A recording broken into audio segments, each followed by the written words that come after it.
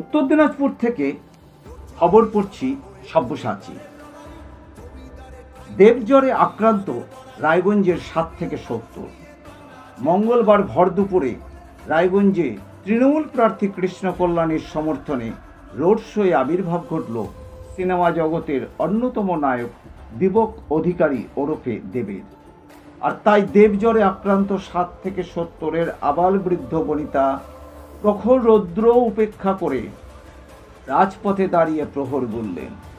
স্বপ্নের নায়ককে হাতের কাছে পেয়ে একটু ছোঁয়ার আশায় ছুটে গেলেন, হাত বাড়ালেন, কিন্তু ছোঁয়া গেল না। হাত বাড়ানো হয়েছিল দেবের তরফেও, কিন্তু উঁচু গাড়িতে থাকার কারণে সম্ভব হয়নি একটুকুও ছোঁয়ার।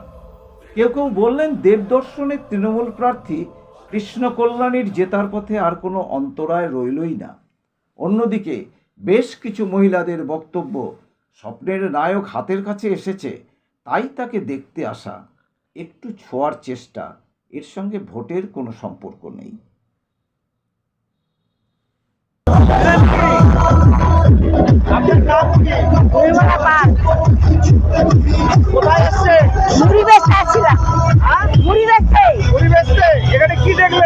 এখানে দেখলাম, এখন বাড়ি যাবো।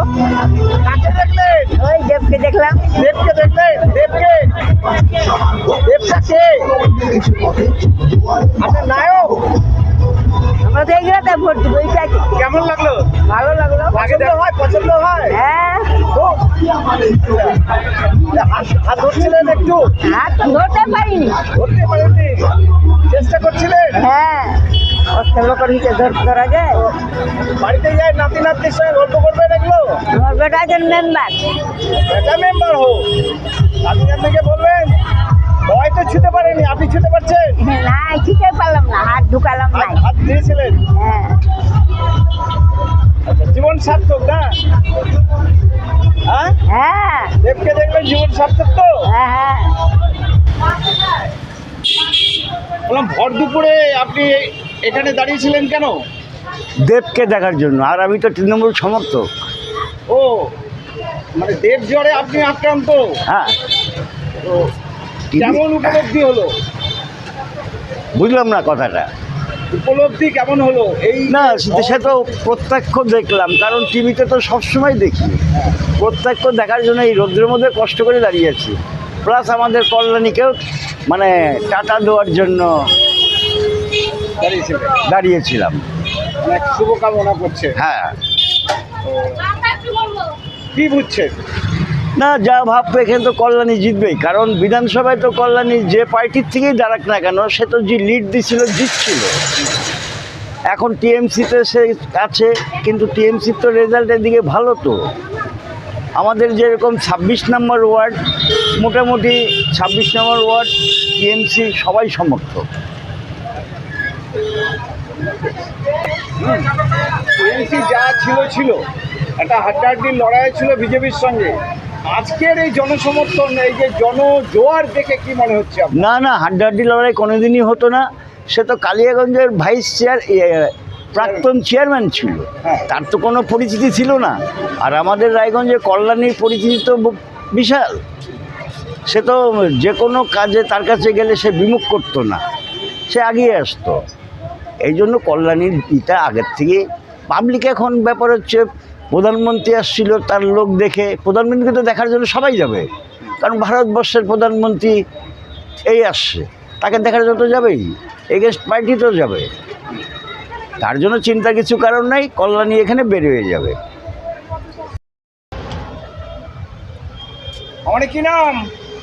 অদ্রিজা দাস। এখানে কি করছো ভর দুপুরে রোদ্রের মধ্যে? দেব দেখার জন্য। এবার তুমি তো কালো হয়ে গেলা রোদ্রে দাঁড়িয়ে। তাতে কিছু হবে। দেবকে দেখেছো? হ্যাঁ।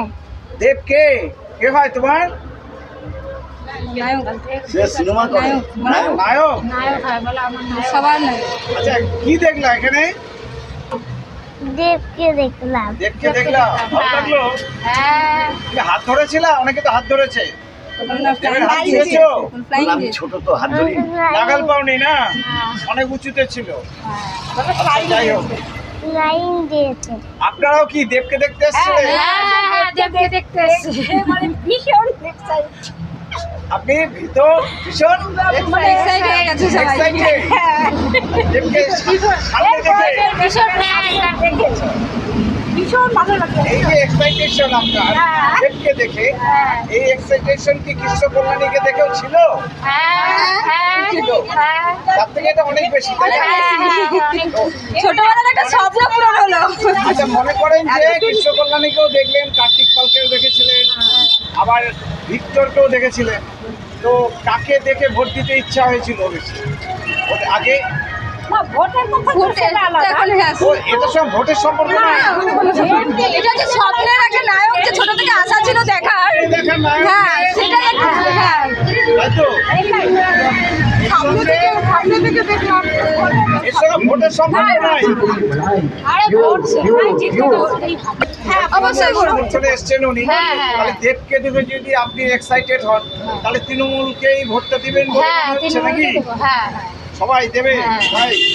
বাংলায় থাকুক এটাই চাই আমরা, বাংলায় থাকুক, সেটাই চাই। বাংলা তো আছেই, মুখ্যমন্ত্রী তো আছেই, তৃণমূল তো আছেই এখানে, এখনো 2 বছর থাকবেই, কিচ্ছু করার নাই। তো লোকসভায় যাবে, হ্যাঁ যাবে যাবে, কৃষ্ণ কল্যাণী যাবে লোকসভায়, হ্যাঁ যাবে না আমাদের বিজেপি বিশ্বাস। যাবে? না লোকসভা যাবে, কৃষ্ণ কল্যাণী যাবে আমাদের বিশ্বাস।